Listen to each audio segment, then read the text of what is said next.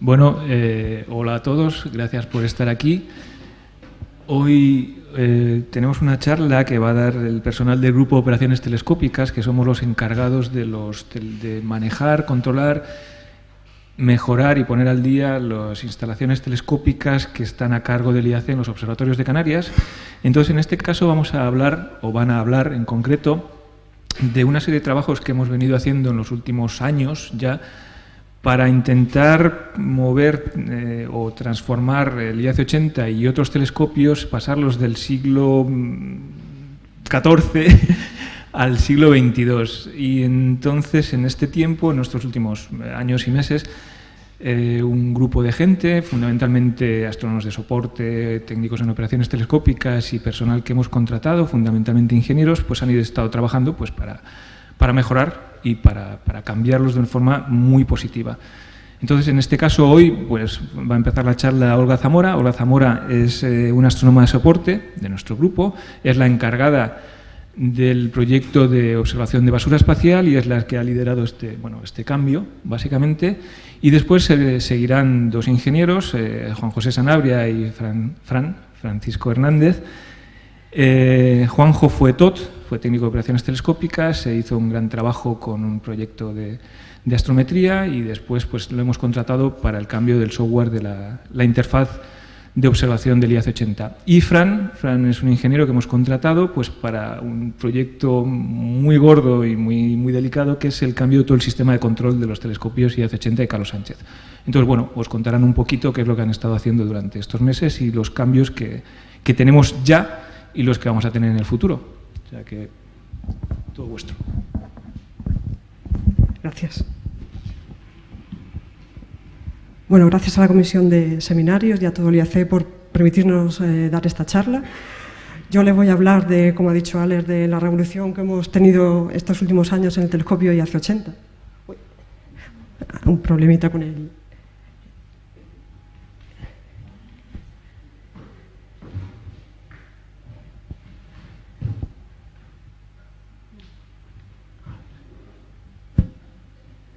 Bien. Bueno, digo rápido que si no se vuelve. Bueno, como ustedes saben, el telescopio IAC-80 está situado en el observatorio del Teide y se empezó a diseñar y a construir en los años 80 y se encuentra instalado desde el año 1991. Sus principales características son una relación focal 11.2, una focal efectiva 9.02, montura ecuatorial germana y además un espejo primario de 82 centímetros. El interés de tener un telescopio de un tamaño reducido como el IAC-80 todavía es bastante alto porque permite realizar multitud de observaciones útiles de diferentes tipos de objetos astronómicos como cometas, galaxias, estrellas variables, tránsitos de exoplaneta. Prácticamente todo lo que podáis imaginar se puede observar con el IAC-80. Y, sobre todo, la gran ventaja es que permite realizar programas de largo recorrido, de gran monitoreo, de larga duración, ¿no?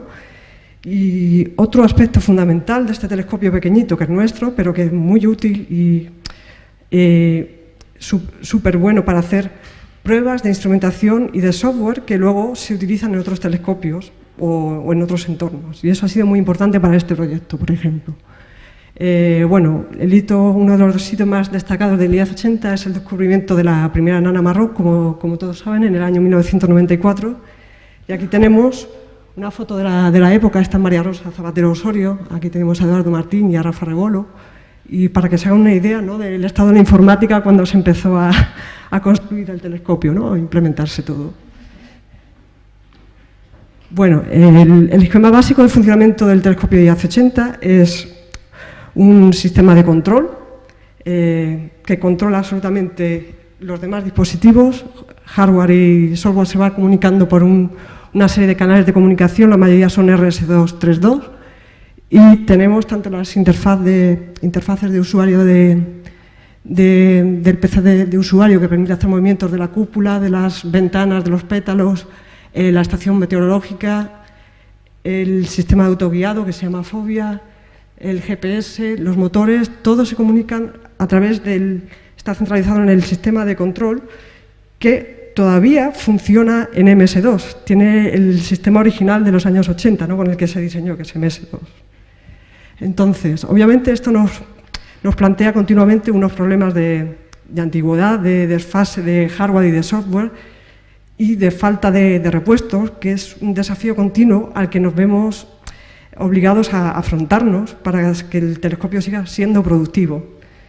Entonces, pues, en los últimos años hemos hecho un esfuerzo muy grande en intentar afrontar estos problemas, hacer el telescopio más funcional, más adaptado a su tiempo, y además nos surgió un nuevo desafío que no esperábamos, un reto, ¿no? El reto es que el IAC se planteó observar basura espacial con el telescopio IAC-80. El IAC-80 no es para nada un telescopio que esté pensado para observar basura espacial, eso digo de entrada.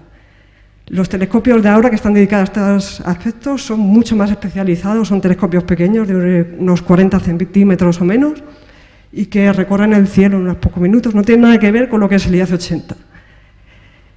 Y bueno, no solamente queríamos observar basura espacial, sino que queríamos hacerlo solamente con software, o sea, modificando el software. ¿Cómo somos capaces de hacer esto sin tocar básicamente ningún elemento del telescopio y modificando todo el software que tenemos? Aquí viene el aspecto importante de un banco de pruebas del IAC-80, ¿no? Y básicamente para observar basura espacial necesitamos predecir las posiciones tanto de los objetos de basura espacial como del telescopio para poder observarlos con precisión. Son observaciones, son objetos que van muy rápido y necesitan precisión temporal, precisión espacial de las coordenadas y precisión, bueno, más bien, tener una cantidad de imágenes muy grande para poder predecir la órbita, porque unas pocas imágenes sueltas pues no sirven, ¿no? Hay que tener un volumen de datos bastante grande. Y luego, además, necesitamos, para procesar toda esa información, crear un pipeline que sea capaz de procesarlo todo en tiempo real. En una noche podemos generar miles de imágenes de basura espacial, entonces no podemos estar esperando un montón de tiempo a tener esos datos. El pipeline tiene que ser capaz de encontrar los objetos, hacer la reducción, la astrometría y entregar los datos.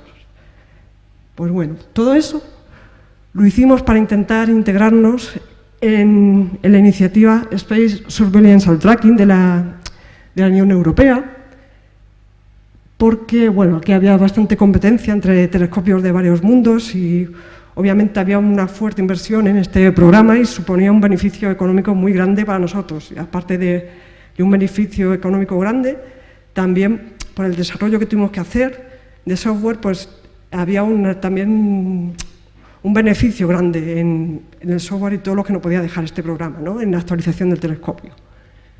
Entonces, en este programa empezamos a trabajar más o menos en el año 2015 y el año 2017, un par de años después, nos integramos en la red española de sensores que vigilan la basura espacial y los satélites en órbita. Básicamente lo que pretendemos es tener un catálogo actualizado de objetos que nos permitan, pues, hacer predicciones de fragmentaciones, trayectorias para evitar colisiones, reentradas, subcatalogar objetos cuando se fragmentan y aparecen otros objetos más pequeños. Básicamente estos son los objetivos del programa, de la iniciativa de la Agencia Espacial Europea. Entonces, para abordar estos objetivos y aparte varios de los problemas que nosotros teníamos ya de obsolescencia, del software y el hardware desactualizado, pues empezamos fundamentalmente a partir del año 2014 y 2015 a actualizar un montón de dispositivos y de elementos del telescopio. Este es un ejemplo, esto es Fobia. Fobia es el sistema de autoguiado y teníamos un problema tremendo porque utilizaba unas tarjetas frame grabber que ya estaban totalmente obsoletas y no había recambio. Entonces, cuando se estropeó en el telescopio Carlos Sánchez, estuvimos un año entero sin poder autoguiar porque ya no encontrábamos repuesto. Entonces, lo que se hizo fue eliminar esas tarjetas frame grabber para que Fobia funcionase de otra manera, con otro tipo de tarjetas que se llama Edición, que van por internet, y eso hacia la digitalización y la señal iba al software de guiado. Luego, aparte de este cambio de la señal de Fobia, hicimos una nueva interfaz de usuario también, que esta la hizo Marta Guía. segunda interfaz que actualizamos fue la del PC de usuario, que controla los mecanismos del instrumento, de abrir, cerrar la cúpula, apuntar, cosas así, que también la realizó Marta Aguiar. Y ahora viene la más importante. La actualización más importante a nivel de software la tuvimos por el programa de astrometría que desarrolló Juan José Sanabria, que después va a hablar. Juan José realizó su trabajo de fin de máster conmigo, aquí, bueno, en realidad virtual, cuando yo estaba en el IAC, pero él lo hizo por la VIVOL, por la Valencian International University. Y él había desarrollado un nuevo programa de astrometría. Pues ese programa de astrometría lo adaptamos al telescopio EOS 80 y al Carlos Sánchez y permitimos astrometrizar todo el archivo entero de imágenes del observatorio virtual. Este programa se ha utilizado para el visible, para el infrarrojo. Se ha aplicado, es muy flexible, se puede aplicar a otros telescopios también. Por ejemplo, hemos usado al JQT y tiene una gran flexibilidad. Por ejemplo, no necesita tener muchas estrellas en la imagen, un tiempo de exposición muy alto, sino que es bastante flexible, ¿no? Y además se adaptó para que funcionase con basura espacial, para que detectase las trazas, que es, al funcionar en el seguimiento siderio, lo que vemos en una imagen de un objeto que se mueve, el satélite, pues vemos una traza como esta. Aquí tenemos, por ejemplo, un clúster de 3 satélites geoestacionarios. La verdadera integración en la red llegó cuando, además de este software potente de astrometría, Juanjo también desarrolló una interfaz de captura adaptada a la observación de satélites que permitía la ejecución de las macros automáticas. En esto no me voy a entretener porque ahora Juanjo lo va a explicar todo. Y luego otras pequeñas actualizaciones que hemos tenido estos años son sistema maestro-esclavo, los autoguiados con buscadores, los nuevos motores, la reforma de la sala control que estamos con ello y el planteamiento del diseño del nuevo sistema de control, que es de lo que va a hablar Francisco Javier Hernández. Perdón. Y por último, Camelot 1, que es la que está instalada actualmente en el Observatorio del Teide, lleva con nosotros desde el año 2005 y también la vamos a actualizar. Tenemos una nueva cámara que se llama Camelot 2. Camelot 2 tiene 4000 por 4000, 16,2 minutos de campo de visión. Es una cámara más rápida y antiguamente se conocía como Edifice. Es una cámara que hemos readaptado del proyecto Edifice para que funcione en el telescopio en el IAC 80. Y la fecha estimada de operación va a ser en julio de 2018. Y bueno, ya con esto he terminado mi parte y Juan, puedes pasar si quieres.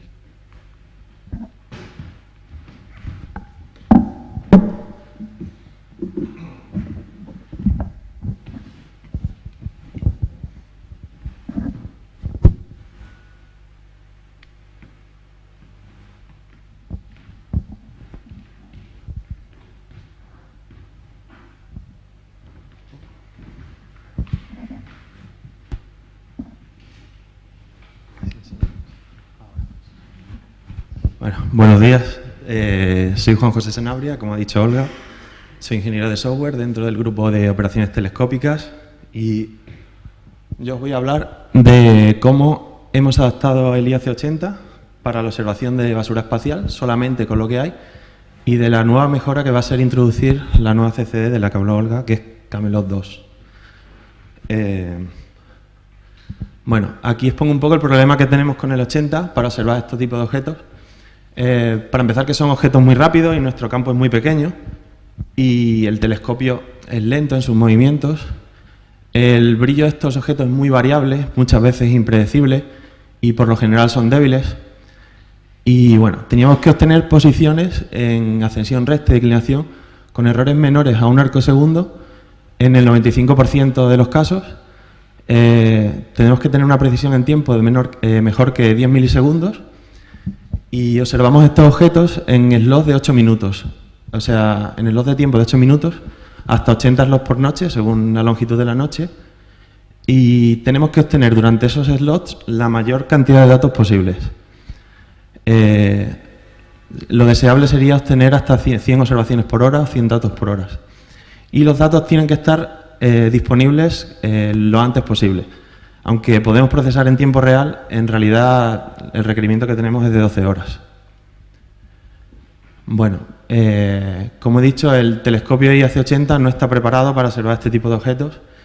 Entonces, pues decidimos y pensamos cuál era la mejor manera de observar.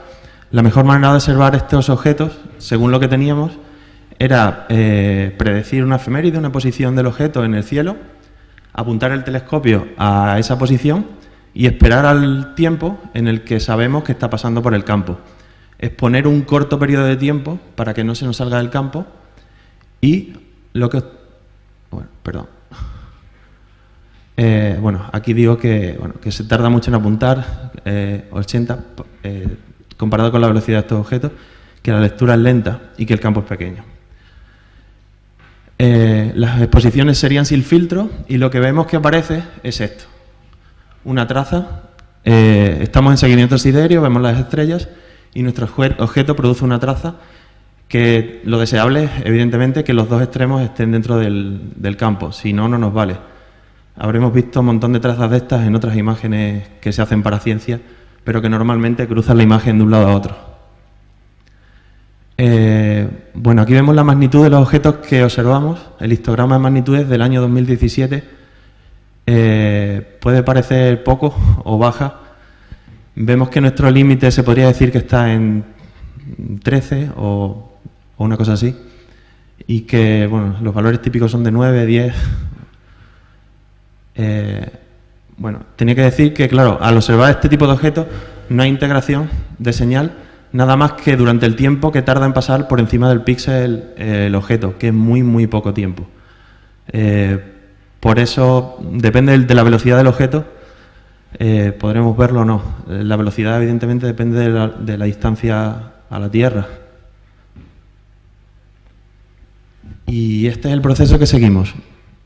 Al principio del día se hace una planificación, nos envían una lista de objetos a observar y slots de tiempo, y se realiza una planificación y se programa una macro para la captura.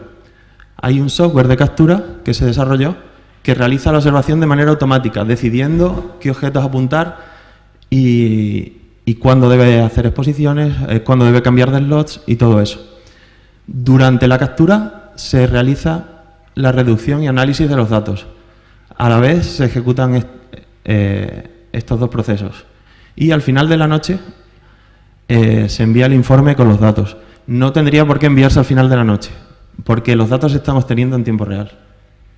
Y para todo esto se han realizado varios módulos de software que son los que hacen todo el proceso. Este es el proceso más detallado. Desde el Centro de Datos de Madrid nos llega una lista de objetos a observar y slots, se calculan los efemérides, se planifica. Durante la noche toda esa planificación se va ejecutando, se van obteniendo imágenes que también en tiempo real se calibran de bias y flat, se astrometrizan. La salida de cada módulo es la entrada del siguiente. Las que se astrometrizan bien, se buscan objetos que parezcan trazas de basura espacial. Esos datos se envían al siguiente módulo, que los caracteriza, calcula su posición y su magnitud. Y esos datos pasan por otro módulo que decide si son buenos, si estamos dentro de los rangos que nos exigen, y los datos aceptados, que se dan por buenos, pueden ser enviados a Madrid al final de la noche. Se acumulan y al final se envían. La interfaz de captura es algo así. Esta es la moderna, la que se va a usar con la nueva cámara, pero tiene una función muy potente, que es la ejecución de macros que permiten el control completo de todos los dispositivos del telescopio, y además tienen funcionalidades de decisión que se han hecho expresamente para la observación de basura espacial. Eso es un ejemplo de una de las macros que usamos. Y esto es la interfaz que centraliza todas las operaciones de reducción y análisis de datos. Esta la usan los operadores, en realidad funciona por sí misma, lo único que hay que hacer es arrancarla al principio de la noche. Tiene varios módulos, como he dicho antes: reducción, astrometría, detección de trazas y envío de datos. y con ella el operador puede ver en tiempo real cómo se está comportando, o sea, cómo está yendo la noche, si se están detectando bien los objetos, si, no sé, un montón de datos sobre errores, ver las imágenes en crudo, las reducidas, los datos que se van generando y, bueno, las tasas de éxito en las imágenes que tenemos, todo. Básicamente lo que se hace bueno, voy a hablar un poquito de cómo se hace la captura de datos. Lo que se hace es seleccionar efemérides dentro de una lista que tenemos, apuntar el telescopio a esa efeméride y después nos hacemos la pregunta de si se nos pasó la hora o no, es decir, estará ahí el objeto o no, y si no se pasó, esperamos a que llegue esa hora y exponemos. Durante la lectura de la CCD, el telescopio se sigue apuntando para aprovechar ese tiempo. Aquí tenemos dos exclamaciones. Como puntos importantes los he marcado porque este tiempo de espera se desearía que fuese el mínimo posible, porque mientras menos tiempo esperemos, menos tiempo desperdiciaremos durante las esperas, porque los de los apuntados son inevitables y obtendremos más datos al final de la noche. Esto fue la primera versión que se hizo, con la que podíamos tener hasta 400 imágenes por noche. Si estamos dentro de este bucle, diríamos que estamos sincronizados, es decir, siempre que apuntamos conseguimos exponer, pero si realmente cuando llegamos a una posición de apuntado no podemos exponer porque se ha pasado la hora, es impredecible lo que va a tardar el telescopio, o casi impredecible, tenemos que seleccionar una nueva efeméride y hemos perdido todo el tiempo que invertimos en apuntar, lo desechamos. Entonces decimos que perdemos la sincronización.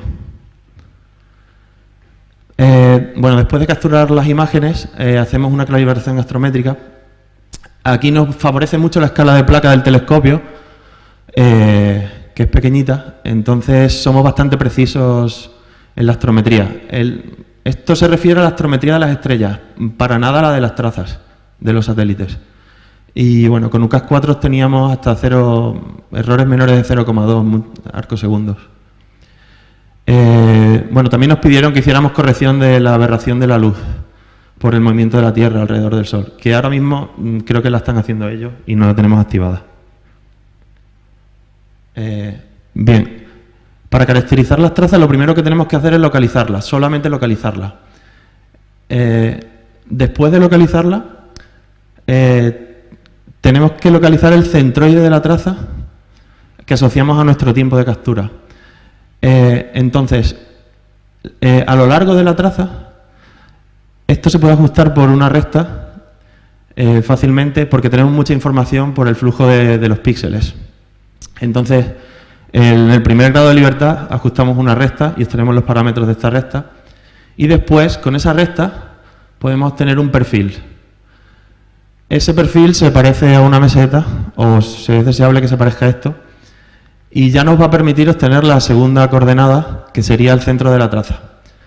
Igual, con este perfil hacemos un ajuste por una función que se parece a esto, y el punto medio entre los dos puntos de inflexión es nuestro centro de la traza. Bien, esto es lo deseable, estas son las expectativas de que se parezca a esto. Pero la realidad es que a veces ocurren cosas así, hay clústeres, hay muchas trazas juntas, hay cambios de brillo bruscos durante la exposición, muy bruscos, muy extraños. Entonces, de lo que esperamos ver a lo que vemos muchas veces hay mucha diferencia. Bueno, y ahora voy a hablar de las mejoras que se han introducido respecto a esto y de la nueva CCD que se va a introducir en el telescopio. Bueno, perdón. Bueno, lo primero que se hizo cuando empecé mi nuevo contrato fue incorporar, o sea, hacer la astrometría con los datos de Gaia, el Data Release 1, que ya está disponible. Y bueno, aquí vemos un histograma de los residuos astrométricos de antes con UCAS 4 y ahora con Gaia. Vemos que hay muchísima menos dispersión y que antes el valor típico con UCAS 4 era como de 130 milisegundos de arco y ahora estamos tan bajos como a 55. Y bueno, esto es una gran mejora que se introdujo en el sistema de captura. Se añadió una especie de toma de decisión que se llama el estimador de apuntado. El estimador de apuntado es un módulo de software que obteniendo toda la información que tiene sobre cómo se está comportando el telescopio y los objetos a apuntar, la distancia entre ellos, estima cuánto va a tardar el telescopio en apuntar para la siguiente coordenada. De tal manera que la mayoría de las veces llegamos a buen tiempo para exponer y desperdiciamos en esta espera el mínimo de tiempo. Pero luego también se llegó a la conclusión de que lo bueno sería, o lo ideal sería, es que el estimador de apuntado fallase un poquito. Es decir, estimase el tiempo ligeramente mal, para que el telescopio le llegara un segundo, un par de segundos tarde a la exposición, o sea, al momento en el que sabemos que está pasando por el centro de nuestro campo el objeto, de tal manera que no entremos por aquí, nunca esperemos. Siempre que llegamos, exponemos, nunca esperando. Esta mejora se ha incluido en la nueva interfaz, pero todavía no se está aplicando. Pero ahora mismo, con las observaciones, sabemos que nuestro tiempo de espera es casi cero. O sea, el estimador lo está haciendo muy bien. Con esto que hemos conseguido, triplicar el número de imágenes por noche. A ver, tú... ¿Cómo estimar los apuntados? Pues el estimador de apuntados tiene una tabla y él diferencia entre apuntados largos, medios, cortos. Entonces va acumulando datos de cómo se está comportando el hardware, acumulando y desechando. Los más antiguos los desecha, se va quedando, los más modernos tienen más peso. Es decir, cómo se comportó en tu otro slot que estaba en otras coordenadas es menos relevante a cómo se está comportando el telescopio ahora apuntando en esta otra dirección. Entonces, bueno, no voy a hablar mucho de la lógica interna, pero bueno, acierta bastante. Acierta bastante y cuando el telescopio llega a esa coordenada, casi siempre queda 1 o ningún segundo para que nuestro objeto esté en el centro del campo. Pero lo que digo es que lo ideal sería que fallase un poquito. Es decir, que nos diese la expectativa más optimista, es decir, para que falle un poco. En ese caso nunca tendríamos que esperar. Nuestro objeto ya no está en el centro del campo, se ha movido un poco, pero no hemos esperado, no hemos perdido tiempo. Eso en la nueva interfaz es más configurable y se puede configurar para que siempre entremos por aquí y nunca por aquí. Lo que digo es eso, que al no perder tiempo, llevamos al límite el telescopio y la velocidad de lectura del CCD, que es lo único que limita actualmente nuestra captura, y podemos obtener muchísimas más imágenes por noche. Bueno, en cuanto a la reducción también se han introducido otras mejoras. Como os he dicho, a veces no tienen esta forma, las trazas de meseta, como sería lo ideal. Y bueno, como a nosotros solamente nos importa la entrada y la salida, o sea, cuando empezamos a recibir luz y cuando dejamos de recibirla, lo que se ha hecho es un ajuste independiente por cada flanco. También, para mejorar la velocidad, la primera detección se hace con un binning de 2×2, es muchísimo más rápido. Y bueno, ¿qué hemos conseguido con esto? Pues velocidad ya sí, ahora en tiempo real. La efectividad final es mayor del 80% muchas veces, antes era del 40%. La efectividad es, de todas las imágenes que obtenemos, ¿cuántas finalmente producen un dato útil? Es decir, ahora yo diría que es un 80%, antes era la mitad. Y el error relativo al on-track, el error relativo en esta dirección, lo hemos reducido de 0,28 segundos de arco, perdón, de 0,44 segundos de arco a 0,28. Otra cosa es que podemos detectar cosas tan débiles como con una señal a ruido de 1,6. No siempre, pero se han visto.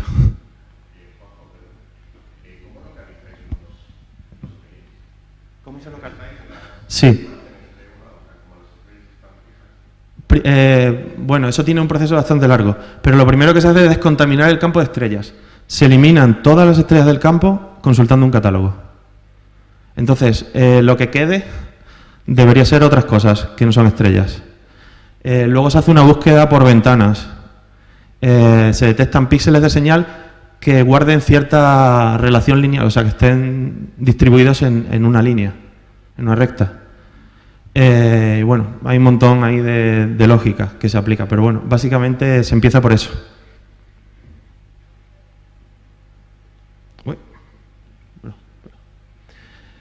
Y bueno, aquí vemos un gráfico donde se ven, después de las mejoras introducidas, cómo ha cambiado la cosa. Estos son slots, los verdes son para los que obtenemos datos y los rojos son para los que no obtenemos datos. Esto es de una noche de diciembre de 2017 y esto es de este mes. Como vemos, obtenemos muchos más slots con éxito que antes. Además, tienen más datos. Y lo que decía antes, de 400 imágenes por noche máximo, hemos pasado a 1200 noches muy buenas. La eficiencia de un 40 a un 80% y el error lo hemos reducido a la mitad. Y bueno, voy a hablar un poquito de la nueva CCD, Camelot 2, que se va a meter en el telescopio. Como dijo Olga, ¿para cuándo? Julio de 2018. La nueva CCD tiene un tamaño de 4000 por 4000. El píxel es un poquito más grande que el actual. Tiene 4 canales, se va a poder leer por 1, por 2 o por 4, a velocidades de 100, 300, 700 y 800. Esto es 844, perdón. La lectura más rápida es de 6 segundos en 4 canales, que está muy bien comparado. Ahora mismo pues leemos en 10, 9 segundos las lecturas más rápidas. Una lectura de 8 segundos a 709 kHz, que también nos va a ayudar mucho en el tema de basura espacial. Estimamos que vamos a aumentar muchas más imágenes por noche. Y las macros avanzadas estas de las que hablo y las que usamos para basura espacial van a estar disponibles para cualquier astrónomo que quiera utilizar el telescopio. Permiten un control avanzado y total del telescopio, desde enfocar hasta moverlo, esperar, sincronizarte con un tiempo, hacer bucles de observación. Todo esto excepto el autoguiado de momento. Aunque hemos encontrado una solución con asistencia del operador que de momento nos vale, porque Mateo está observando estrellas variables ya usando estas macros y el autoguía. Y bueno, esta es la nueva interfaz que va a tener la nueva cámara. Tiene un montón de opciones que pueden ser útiles. Que podrá usar el astrónomo que use el telescopio. Y acabo aquí y dejo a Fran, que va a hablar sobre la modernización del hardware del telescopio.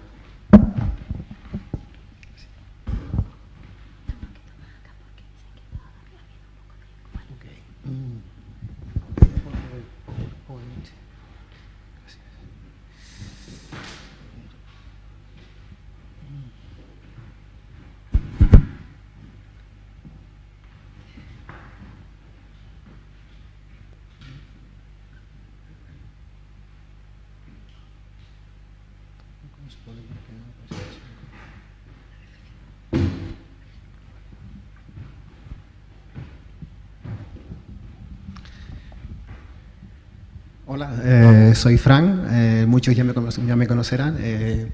Me han contratado para hacer un estudio y un diseño del sistema de control del telescopio IAC-80 y bueno,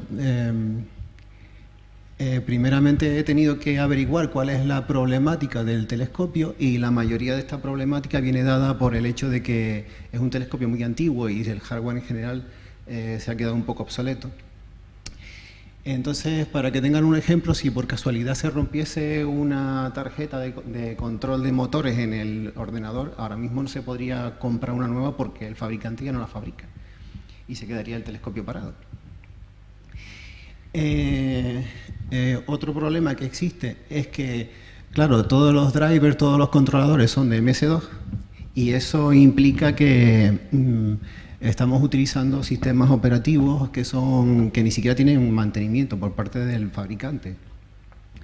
Tenemos otro problema que, como utilizamos un sistema basado en MS2, los programas que se basaron en MS2 utilizan un formato de datos que los programa el programador en su día y no siguen ningún estándar. Entonces, para poder tener cierta compatibilidad con otros software o otros telescopios, pues existe cierta dificultad.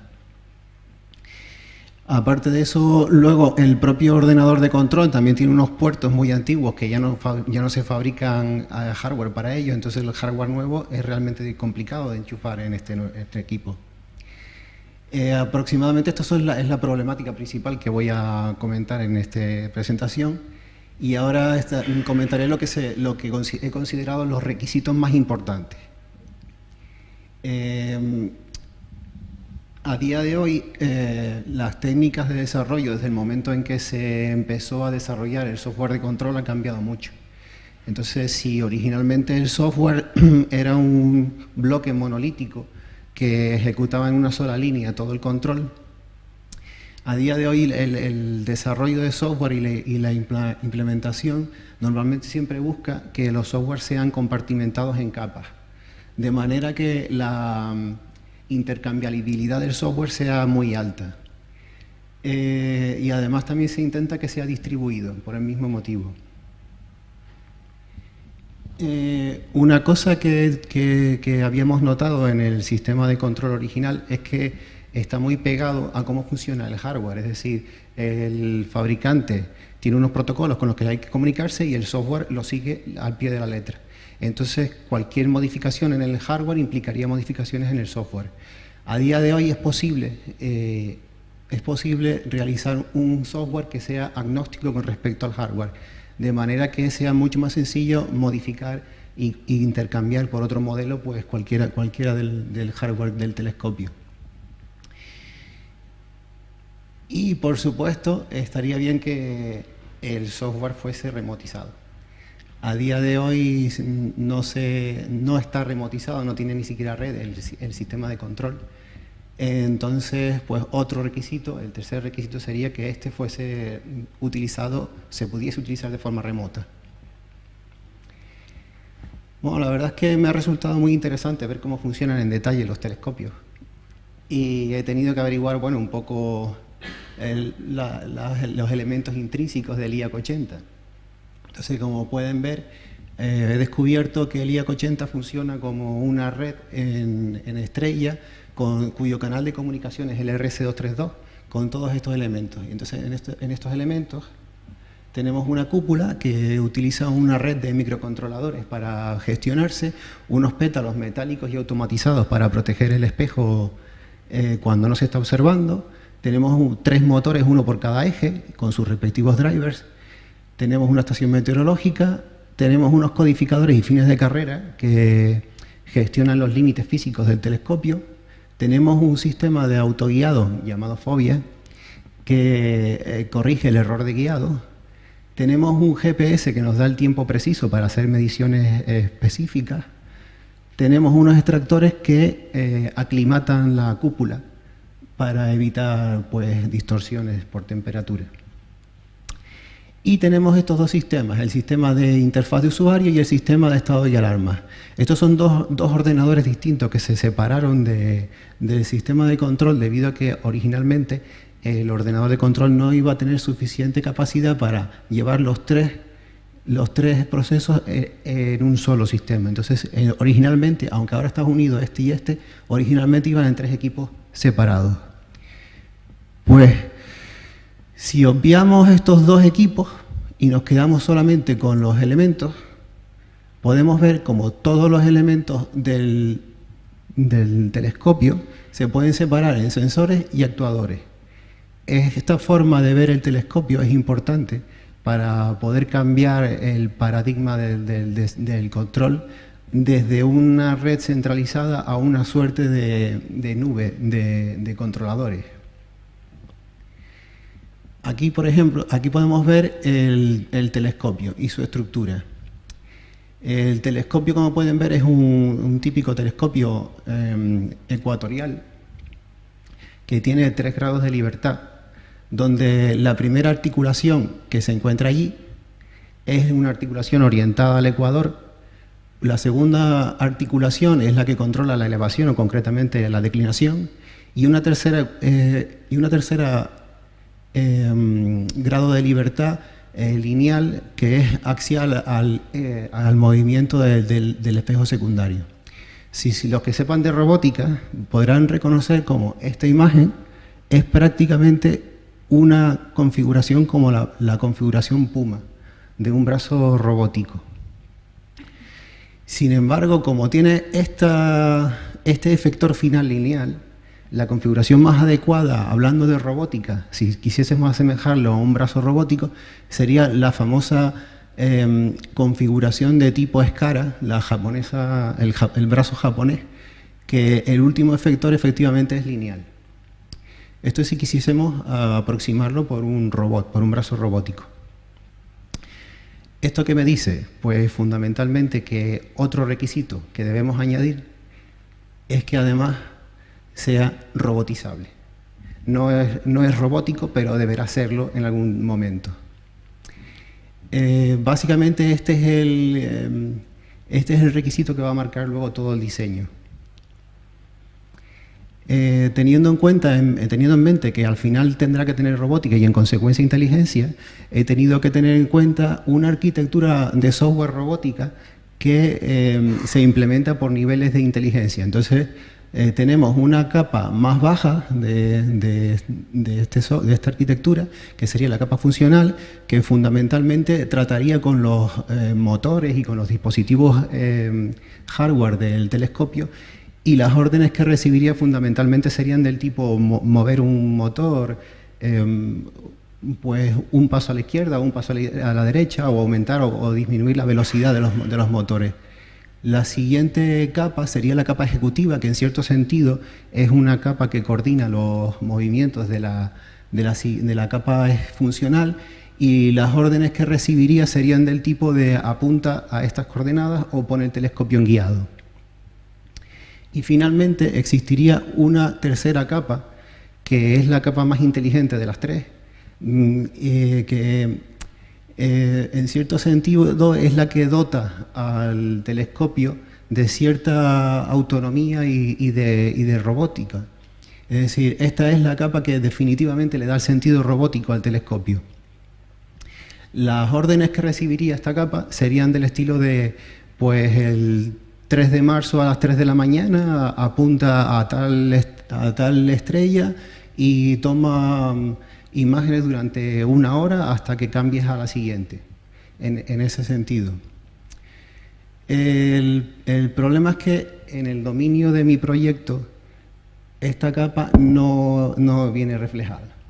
Entonces, aunque la he tenido en cuenta, verán que no está implícitamente en el diseño, pero sí está explícitamente.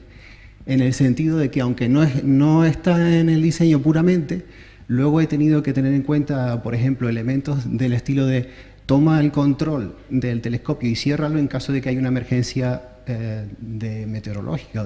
Entonces, ese proceso es un proceso inteligente y en consecuencia debería ir dentro de esta capa, de la capa deliberativa. Pero explícitamente no existe esta capa dentro de mi diseño. Así que me he centrado en una estructura, una arquitectura más tradicional dividida en aplicaciones de GUI, de un front-end, una segunda capa de control que específicamente estaría dentro del propio telescopio, y una última capa de hardware que sería la capa de hardware la más baja. Ahora vamos a ver un poco los cambios que se pretenden para el hardware. Realmente no se diseña un cambio específico de hardware, sino que se pretende, aprovechando el cambio de sistema de control, se pretende actualizar varias partes del hardware. Por ejemplo, un elemento que se pretende actualizar serían los motores, otro elemento es el ordenador de control, y otras cosas que se quieren hacer no es tanto cambiar del todo, sino modificar elementos como podrían ser el control de la cúpula o los adaptadores de los encoders, que a día de hoy son modernos, pero hay que adaptar la señal para el sistema antiguo. Al cambiar el sistema, pues se podrá readaptar este sistema.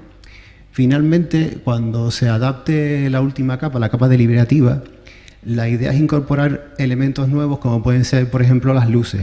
De esta forma se podrá hacer que el sistema tome flats de forma automática.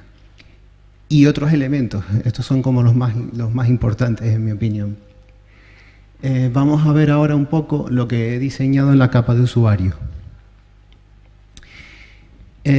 Aquí podemos ver una serie de maquetas que he consensuado con los astrónomos de soporte, como por ejemplo Olga, que está por ahí. Hola, Olga. Y la inspiración la he ido sacando un poco de mis observaciones en los telescopios en este tiempo. He observado el propio sistema de control que está ahora mismo. También he sacado bastante inspiración del TNG en mi noche allí. Y bueno, como podemos ver, aquí tenemos lo que sería una pantalla de control de la cúpula, es lo que me gustaría que se implementase. Luego sería una pantalla informativa y una pantalla que serviría para el control manual del telescopio. Hay más, no están todas, pero estas son algunas importantes. Finalmente, derivado del cambio de sistema, claro, los sistemas como de MS2 eran monousuarios. En este caso estamos hablando de un sistema nuevo que es multiusuario. Y aparte de eso queremos que sea remoto. Luego van a haber muchos usuarios que se pueden incluso conectar al mismo tiempo. En consecuencia nos surge una necesidad que es la de añadir perfiles y usuarios. Entonces yo he diseñado estas pantallas que de alguna manera diseñan un sistema de perfiles, usuarios y permisos. Para poder discriminar entre un usuario y otro y de esta forma negar o dar acceso a los distintos tipos y perfiles de usuarios a las distintas partes del telescopio. Como anécdota decir que he tenido que añadir un permiso específico que permita a un perfil bloquear el telescopio para evitar que nuestros compañeros de mantenimiento instrumental se lleven un susto si alguien intenta telecontrolar el telescopio mientras ellos están físicamente allí. Bueno, un permiso que he añadido. Vamos a ver un poco la capa de backend. Bueno, esta capa es un poquito más complicada.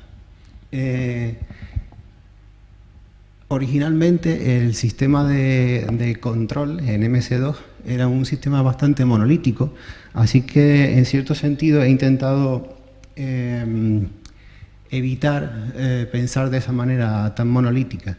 Entonces he descubierto que podríamos sustituir el MS2, el 2, por un middleware que se llama ROS, que es un middleware robótico, de manera que este middleware tiene una serie de características que podemos ver aquí, donde primeramente es muy modular y altamente distribuido, debido a que establece un canal de comunicaciones por Internet muy estandarizado. Luego, efectivamente, este middleware es agnóstico respecto al hardware porque no establece una forma de trabajar con el hardware específica, sino que lo deja un poco abierto. Es fácilmente reconfigurable, se le pueden añadir nuevos programas y nuevos nodos, etc. Tiene muchas herramientas y mucha documentación. Es software libre, es gratuito, eso es importante, y tiene una gran comunidad. También tiene un par de sistemas que son muy interesantes para el desarrollo y para el funcionamiento, que es un servidor de parámetros y un sistema de logs. Claro, la gracia de este sistema, el ROS, es que en parte desmaterializa el canal de comunicación, es decir, establece una forma lógica de trabajar con la comunicación de manera que le da igual si por debajo está implementado con RC232, con Wi-Fi o con Ethernet. Eso no le importa. Y luego también desmaterializa la unidad de procesamiento, de manera que puedes ejecutar todo el sistema en un solo ordenador o puedes ejecutar el sistema en una red de ordenadores a necesidad, según como haga falta. Por último, define los sistemas robóticos como un conjunto de programas a los que llama nodos y establece unos canales de comunicación que llama tópicos mediante una arquitectura de publicador-suscriptor. El publicador dice o comunica al sistema que quiere publicar un mensaje en un tópico, y este tópico, una vez que publica ese mensaje, lo distribuye a los suscriptores. De esta forma nos evitamos tener que estar haciendo un pooling, un bucle infinito para ver si existen mensajes nuevos o no. Es un sistema que funciona por eventos. Esto realmente no es una idea original mía, es una idea que he visto funcionando en sistemas como el de GTC o el sistema ALMA, pero bueno, es una buena idea, así que la he copiado.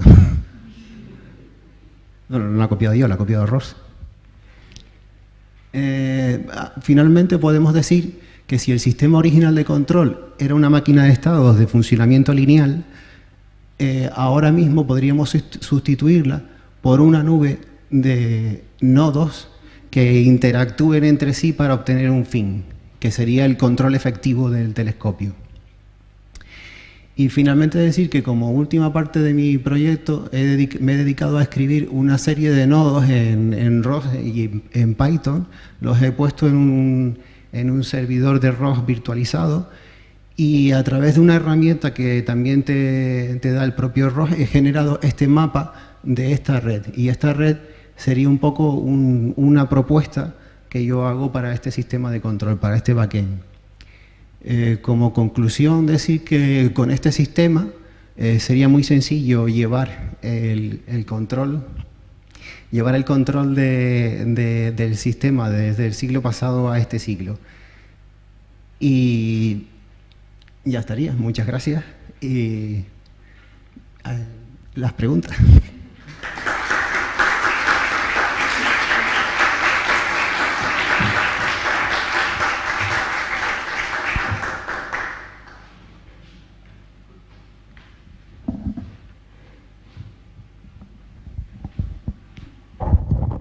Bueno, ¿alguien tiene preguntas?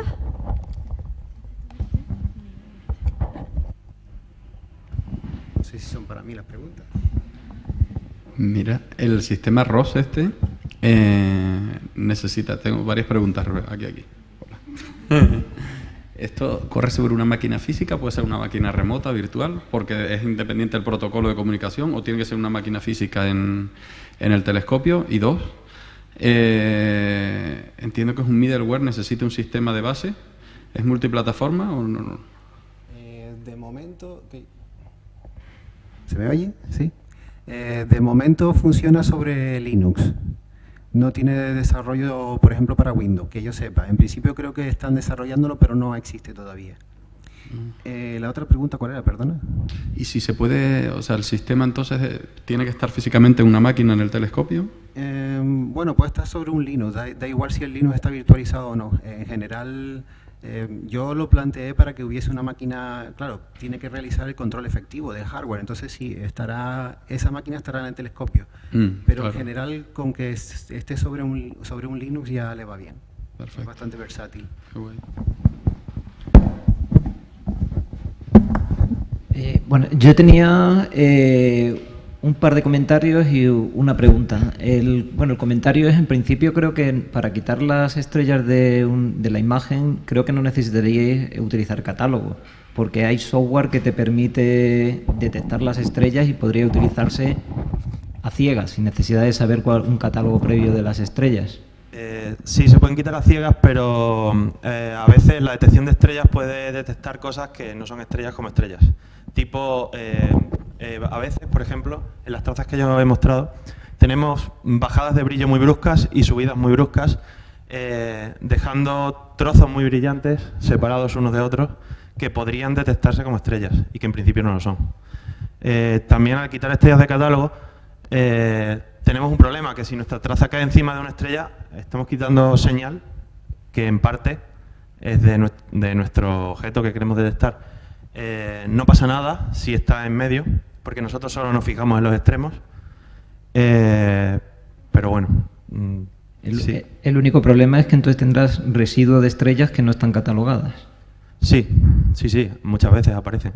Pero bueno, como esas estrellas no siguen una distribución lineal, no son detectadas como posibles candidatos a nuestros objetos. La otra cosita, perdón, o sea, la otra cosa era prácticamente, digamos, con el software que tenéis ahora podéis hacer macros de apuntado, con lo cual entiendo que prácticamente tenéis casi robotizado el telescopio, o sea, podréis programar una noche desde por la tarde y ejecutarse de manera Se diría automática. que sí, es casi robótico, excepto lo que he dicho, el autoguiado. Sí, digamos, salvo la parte del autoguiado. Y luego tenía una pregunta más general, pero esa creo que más que para vosotros es un poco para Alex. Y es, Alex, si tenemos la OGS, que es un telescopio dedicado exclusivamente a la basura espacial, ¿por qué dedicar el IAZ 80 a esto? Porque la OGS trabaja para la ESA y ahora mismo lo que se quiere es que la Unión Europea está asumiendo el proyecto de basura espacial en lugar de la Agencia Espacial Europea, y lo que se está creando es una serie de países de primera división, como la Champions League de los países que observan la basura espacial, y España quería entrar como socio desde el primer momento, porque la Unión Europea va a hacer del proyecto de basura espacial un flagship, es decir, uno de sus proyectos estrella, y los que primero estén son los que primero se van a comer el pastel. Entonces, desde CEDETI y desde el Estado español había mucho interés en que España aportase telescopios propios que pudiesen ser gobernados por nosotros, de los que dispusiéramos el 100% del tiempo para entrar dentro de este proyecto.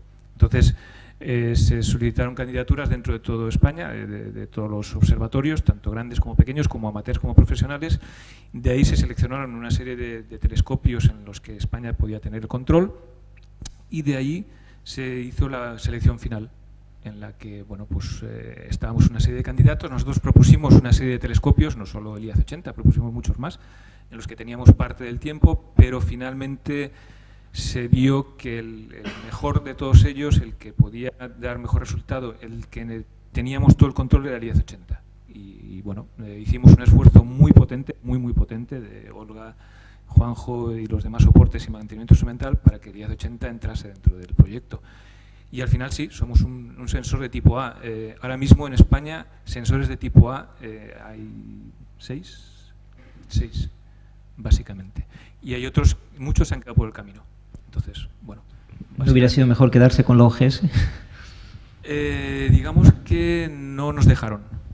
Los mismos de la Agencia Espacial Europea no querían darnos el control de la OGS para este tipo de proyectos. La OGS es muy buen telescopio para una parte del proyecto de basura espacial, que es el de surveying, porque tiene un gran campo, pero no es tan bueno para el de tracking. De hecho, la mayor parte de los telescopios de la red española son de survey, hay muy pocos de tracking. El IAZ 80 es perfecto tal y como lo han dejado, perfecto ahora, no como era antes, para tracking. Antes no servía para esto, ahora es espectacular. De hecho, yo diría que los mejores resultados en tracking de toda la red los estamos obteniendo nosotros, pero con gran diferencia, hasta el punto de que otras empresas nos han pedido la posibilidad de que dediquemos parte del tiempo a esto. Eso ya se verá. Pero vamos, la idea es que ahora mismo el IAZ 80 funciona, bueno, ya Juanjo lo ha explicado, o sea, 3 veces más imágenes, una precisión increíble, y en comparación con nuestros competidores les damos muchas vueltas de ventaja. ¿Perdón? Hay dinero. El dinero es el que está pagando los TOTS y algunos de los contratos de soporte, el contrato de Juanjo, el contrato de Fran. Es decir, este proyecto, aunque es cierto que está quitando una parte importante del tiempo del IAZ 80, nos está sirviendo para poder controlar todos los demás telescopios y para todos los cambios que estamos haciendo, porque todo esto, todo lo que se ha planteado hoy se está pagando con dinero de este proyecto. O sea que, vale, perdemos parte del tiempo, pero yo creo que compensa, sinceramente. Mi pregunta es si se han descubierto algún objeto nuevo. Vaya, si estáis tomando imágenes todas las noches, quitáis las estrellas, probablemente hay algún asteroide, algún NEO, algún... Lo hemos pensado, pero no lo hemos hecho. Sí, es verdad que si esas imágenes las ponemos a analizarlas, hubiésemos descubierto cantidad de cosas nuevas. Lo que pasa es que ahora mismo nosotros tampoco somos propietarios de los datos. Entonces no podemos usar esas imágenes sin permiso y de momento todo es privado. No podríamos usarlo para... ¿Cuál es el tiempo para poderlas usar? Pues estamos en discusión, ahora mismo no lo sabemos todavía. Estamos en discusión sobre esto.